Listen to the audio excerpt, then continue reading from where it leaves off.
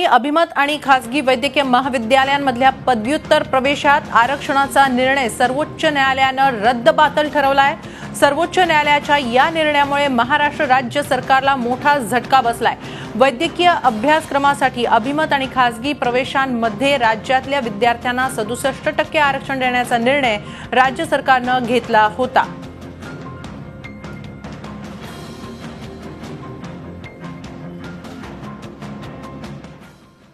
वैद्यकीय प्रवेशासंदर्भामध्ये सुप्रीम कोर्टामध्ये आज महत्त्वाची सुनावणी झालेली आहे आणि आपल्या सोबत वकील आहेत आता आशिष गिरीजी। त्यांच्याकडून जाणून घेऊयात की या सुनावणीमधून विद्यार्थ्यांना काही दिलासा मिळालेला आहे का। आशिषजी, मला अगोदर सांगा की आज सुप्रीम कोर्टामध्ये काय काय घडलं, सुप्रीम कोर्टामध्ये येण्यापाठीमागचा तुमचा उद्देश काय होता आणि कोर्टामध्ये काय घडलं? सुप्रीम कोर्टात आम्ही इंटरव्हेन्शन फाईल केलं होतं। कॅटेगरी 1 मध्ये जे डोमिसाइल स्टुडंट्स होते त्यांच्या वतीने आम्ही इंटरव्हेन्शन फाईल केलं होतं आणि एक 6000 स्टुडंट्स तसे इफेक्ट होणार होते इन टोटल। आणि त्यांच्या वतीने ज्यावेळेला इंटरव्हेन्शन फाईल केलं होतं सरकारच्या SLP मध्ये, पण सरकारची आज भूमिका अशी होती की बाबा आमच्याकडनं चूक झालेली आहे। सरकारी वकिलांनी सरळ येऊन कोर्टात असं सबमिशन केलेलं आहे की बाबा आमची चूक झाली सरकारची, आणि सरकारची चूक झाल्यामुळे आम्हाला फक्त थोडासा 1 आठवड्याचं एक्सटेन्शन मिळावं नवीन लिस्ट काढून त्यांची ॲडमिशन प्रोसिजर पूर्ण करण्यासाठी।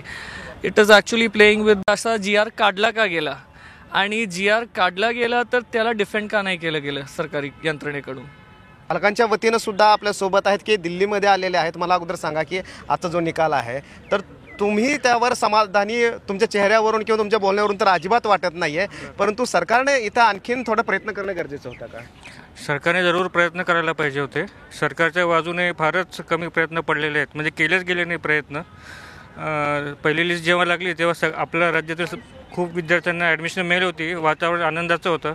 सडनली काही तासातच स्टे आणला जातो, तो पण रविवारच्या दिवशी, आणि वातावरण बदललं आहे आणि सरकारच्या वतीने पाहिजे तेवढा जोर बिलकुल लावला गेलेला नाही आहे।